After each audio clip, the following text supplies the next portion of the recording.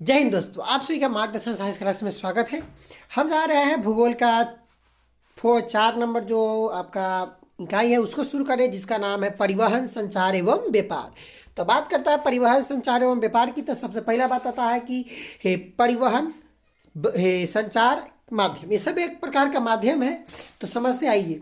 पता है कि एक स्थान से दूसरे स्थान पर जाने पर स्थान पर आने जाने एवं संदेश भेजने में परिवहन और संचार माध्यम की महत्वपूर्ण भूमिका होती है। कहता है संचार और परिवहन को राष्ट्रीय अर्थव्यवस्था की जीवन रेखा मानी जाती है।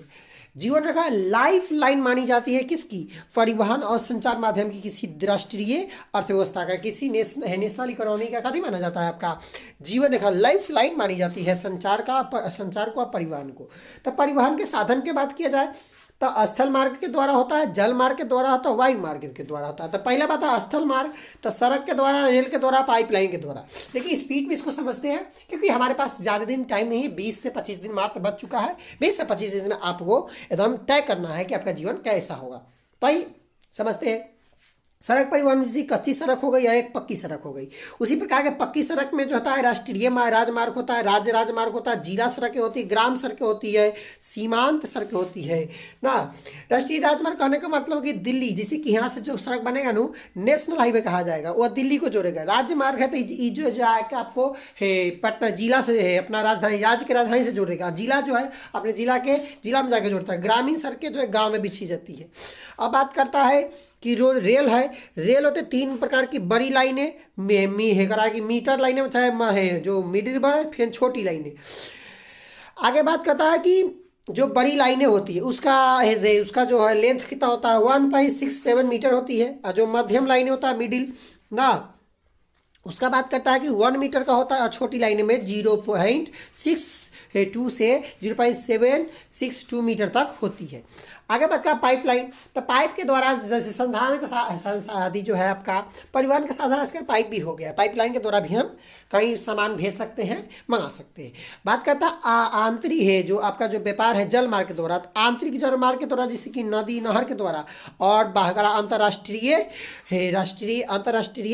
जल मार्ग के द्वारा, जैसे कि समुद्री मार्ग जो है अंतर्राष्ट्रीय के अंतर्गत आता है। वायु मार्ग मतलब घरेलू उड़ाने, जैसे कि इंडियन एयरलाइंस, इंडियन ना, और अंतर्राष्ट्रीय मतलब कि एयर इंडिया। ये सब जो है घरेलू क्षेत्र में भी डोमेस्टिक फ्लाइट होती है और इंटरनेशनल फ्लाइट होती है। आगे बात करता है सड़क मार्ग। पता है सड़क परिवहन का सबसे सुलभ और सुगम साधन माना जाता है। कहा है कि ग्रैंड ट्रंक रोड भारत की सबसे पुरानी सड़क है। जीटी रोड, इसको कहा जीटी रोड कहा जाता है ना। ये कोलकाता से लेकर अमृतसर वर्तमान नया NH1 और NH2 तक जाती है ये लाइनें। आगे कहता है भारत में सड़कों का विकास। कहता है 1950 से 51 के बीच में 4 किलोमीटर थी, 4 लाख किलोमीटर थी। और 2006 से 7 के बीच में 33 लाख किलोमीटर सड़कें थी। उसी प्रकार से बढ़ते बढ़ते बढ़ा है। बात करता है कि सड़कों का प्रादेशिक वितरण जो किस प्रकार किया गया है। जैसे कि पक्की सड़कें की बात करें, देश में सर्वाधिक घनत्व दिल्ली में होता है। कहता है कि अगर सड़क की बात की लंबाई की दृष्टि से तो सर्वप्रथम महाराष्ट्र में, दूसरा उत्तर प्रदेश में, तीसरा उड़ीसा में। और घनत्व की दृष्टि से तो पहला केरल में, दूसरा गोवा में और तीसरा उड़ीसा में बात करता है। कहता है भारत का सबसे पुराना राष्ट्रीय राजमार्ग है 7 है, कन्याकुमारी है वाराणसी कन्याकुमारी तक जाती है। कहता है उत्तर भारत में सड़कों का घनत्व पंजाब, उत्तर प्रदेश और पश्चिम बंगाल के क्रम में प्रथम, द्वितीय, तृतीय स्थान पर रहा है। तो पहले नंबर की बात करता है पंजाब प्रथम स्थान पर, द्वितीय स्थान जो है आपका उत्तर प्रदेश, तृतीय स्थान पर पश्चिम बंगाल। बात करता है स्वर्णिम चतुर्भुज परियोजना। ये 4 महानगरी जैसे कि दिल्ली, मुंबई, चेन्नई, कलकत्ता को जोड़ने वाली सड़कें, जिसको स्वर्णिम चतुर्भुज परियोजना कहती है। पूर्वी पश्चिम उत्तर दक्षिण गलियारा, पूरब में सिलचर से लेकर पोरबंदर तक एवं उत्तर पश्चिम में श्रीनगर से कन्याकुमारी तक जोड़ने वाली सड़कें है।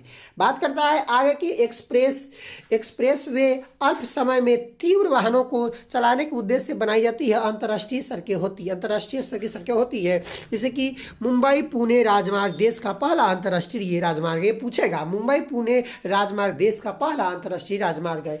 बात करता है कि Delhi Agra express way Yamuna express way नाम से जाना जाता है, जो इसका उत्तम उदाहरण आज के डेट में मिल रहा है। रेल योजना की बात की जाए तो भारत में प्रथम रेल 16 अप्रैल 1853 में मुंबई से थाने के बीच चलाई गई थी। भारत में रेल विकास का जो समय था 1947 से 48 के बीच में मात्र 54,000 किलोमीटर ही थी और 2006 से 7 में 63,000 किलोमीटर रेल लाइनें बिछ चुकी है।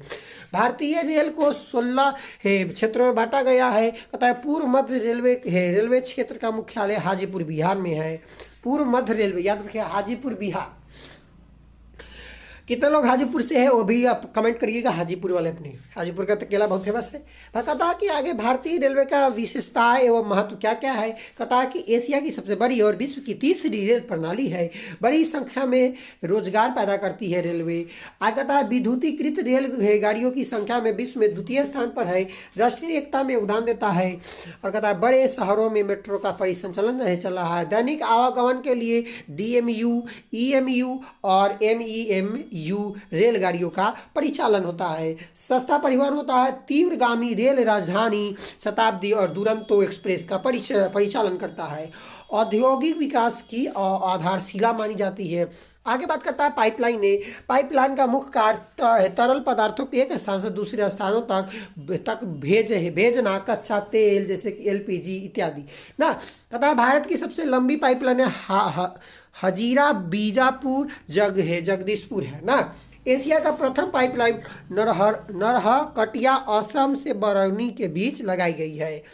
आगे बात करता है भारत में प्रथम वायुयान 1911 में इलाहाबाद से नैनी तक उड़ाया गया है ना। सबसे पहले 1911 में इलाहाबाद से नैनी तक उड़ाया गया था। आगे कहता है कि वायु परिवहन की प्रमुख विशेषता की बात किया जाए तो इससे देखो आप जो आंसर लिखिएगा ना तो इस प्रकार से बना के लिखिएगा तो आपको 20 नंबर देगा। आगे कहता है कि दुर्गम क्षेत्रों को पार करने में आसानी होती है, समय की बचत होती है, तीव्रता एवं आधुनिक साधन होते हैं, व्यापार उद्योग एवं पर्यटन को बढ़ावा देता है आपका। आगे बात करता है कि 1953 में वायुयान परिवहन का राष्ट्रीयकरण कर दिया गया। मतलब 1953 में सरकार पूरा राष्ट्रीयकरण कर दिया गया था वायु परिवहन को। भारत में हेलीकॉप्टर सेवा पवन हंस हेलीकॉप्टर लिमिटेड 1985 के द्वारा की जा रही है। पटना हवाई अड्डा का नाम लोक नायक जयप्रकाश नारायण अंतर्राष्ट्रीय हवाई अड्डा है। देखिए अंतर्राष्ट्रीय नाम है लेकिन यहाँ से एको को अंतर्राष्ट्रीय जहाज उड़ती नहीं है। जलमार्ग कहता है जलमार्ग के अंतर्गत नदी, नहर, झील एवं समुद्र का उपयोग किया जाता है। जलमार्ग का महत्व सबसे सस्ता मार्ग होता है। भारी सामानों का वहन का आसान हो जाता है। नदी, नहर, झील, समुद्र का उपयोग होता है। कहता है कि समुद्र का उपयोग इसमें किया जाता है। देश का 90% व्यापार समुद्र के द्वारा किया जाता है। कहता है समुद्री तटों पर इसका उपयोग किया जाता है। कहता है कि 7,516 किलोमीटर लंबा समुद्री एवं रेखा एवं 12 बड़े बंदरगाह है। कहता है 27 अक्टूबर 1986 को भारतीय अंतर्देशीय जलमार्ग प्राधिकरण की स्थापना की गई। भारत में 5 आंतरिक राष्ट्रीय जलमार्ग है जिससे राष्ट्रीय जलमार्ग संख्या नंबर 1 इलाहाबाद से हल्दिया गंगा नदी में बीच है। कहता है कि राष्ट्रीय अंतर्देशीय नौवाहन संस्था बंदरगाह पटना गायघाट में है। बात किया जाए भारत के प्रमुख पतन का रेखा चित्र दिया गया है। देखिए तो आपका जो है यहाँ मुंबई में, मोरमुगांव में, कोच्चि में, तुतीकोरिन में, चेन्नई में, विशाखापट्टनम में, पारादीप में ना, कोलकाता में इत्यादि है। चित्र भी बनाइएगा तो आपको आंसर में बड़ी अच्छा नंबर दे देता है। संचार की बात किया जाए तो संचार का माध्यम होता है कि संदेशों का एक स्थान से दूसरे स्थान पर आदान प्रदान करना। संदेशों का संचार के साधन होते हैं। डाक सेवा के द्वारा बहुत पहले चलता, अभी चल नहीं करता है। मोबाइल अभी सबसे प्रचलित है, सर्वाधिक प्रचलित मोबाइल फोन होता है। रेडियो शक्ति माध्यम है, टेलीविजन भी है, समाचार पत्र एवं पत्रिकाएं हिंदी भाषा की सबसे अधिक होती है ना। भारत में डाक सेवा का प्रारंभ 1837 ईस्वी में हुआ था। भारत में 8 क्षेत्रों में बांटा गया था। बिहार झारखंड की पिन कोड संख्या 8 में शामिल है। आगे बात करता है कि दूर संचार के क्षेत्र में भारत का एशिया में अग्रिम वर्ष 2011 में विश्व में द्वितीय स्थान पर है। अंतर्राष्ट्रीय व्यापार, जब 2 या 2 से अधिक देशों के मध्य व्यापार होता है तो उसे अंतर्राष्ट्रीय व्यापार कहते हैं, इंटरनेशनल ट्रेड कहा जाता है। दूसरे देशों ने अपने देशों में सामान मंगवाना आयात एवं अपने देश से दूसरे सामान को सामान भेजना निर्यात कहलाता है। देखिए सामान जब मंगवाते हैं तो आयात कहलाता है। खरीद जैसे कि ए देश है, एक ई कोई देश है, इससे खरीदिएगा तो जो खरीद रहा है वो आयात कर रहा है और जो बेच रहा है वो निर्यात कर रहा है। आगे बात आती है कि आपका, देखिए एक सेकेंड, हाँ, कहता है कि जब निर्यात की तुलना में आयात अधिक हो जाते हैं तो तब प्रतिकूल व्यापार कहा जाता है। देखिए अगर निर्यात की तुलना में आयात अधिक होने का मतलब है कि हम बहुत ज़्यादा सामान है खरीद रहे हैं तो इसको प्रतिकूल व्यापार कहा जाता है। यह हमारे लिए, जैसे भारत मतलब इसी सामान हम बेच कम पाते, खरीदिए जाते लेते, तो खरीदिएगा तो नुकसान ना होगा। कहता निर्यात की तुलना में आयात कम हो जाता है, जैसे आयात कम हो गया तो उसे अनुकूल कहा जाता है। कहता भारत का व्यापार आयातित वस्तुएं और निर्यातित वस्तुएं। भारत क्या क्या बेचता खरीदता है? आयात, पेट्रोलियम खरीदता है, इलेक्ट्रॉनिक सामान खरीदता है, सोना खरीदता है, चांदी खरीदता है। बेचता क्या है? निर्यातक में रत्न बेचता है, आभूषण बेचता है, चाय बेचता है, मसाला बेचता है, खनिज बेचता है, वस्त्र बेचता है। एशिया का प्रथम निर्यात संवर्धन क्षेत्र कांडला गुजरात में स्थापित किया गया है। वर्ष 2000 ईस्वी में विशेष आर्थिक क्षेत्र ना स्पेशल इकोनॉमिक जोन नीति की घोषणा की गई निर्यात की वृद्धि के लिए ना, याद है कि 2000 में होता है। अब देखा इसका महत्वपूर्ण प्रश्न दिया गया है जो खत्म हो जाएगा, ये इस प्रकार से इसके प्रश्न है। ये सब प्रश्न आप कर लीजिएगा तो आपको बड़ी हेल्प हो जाएगा एग्जाम में।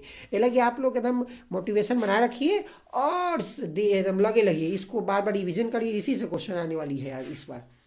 है पूरा फाड़ कर रख दीजिएगा पेपर को। जय हिंद जय भारत। हम चलते हैं, अब मिलेंगे नेक्स्ट वीडियो में। जय हिंद जय भारत।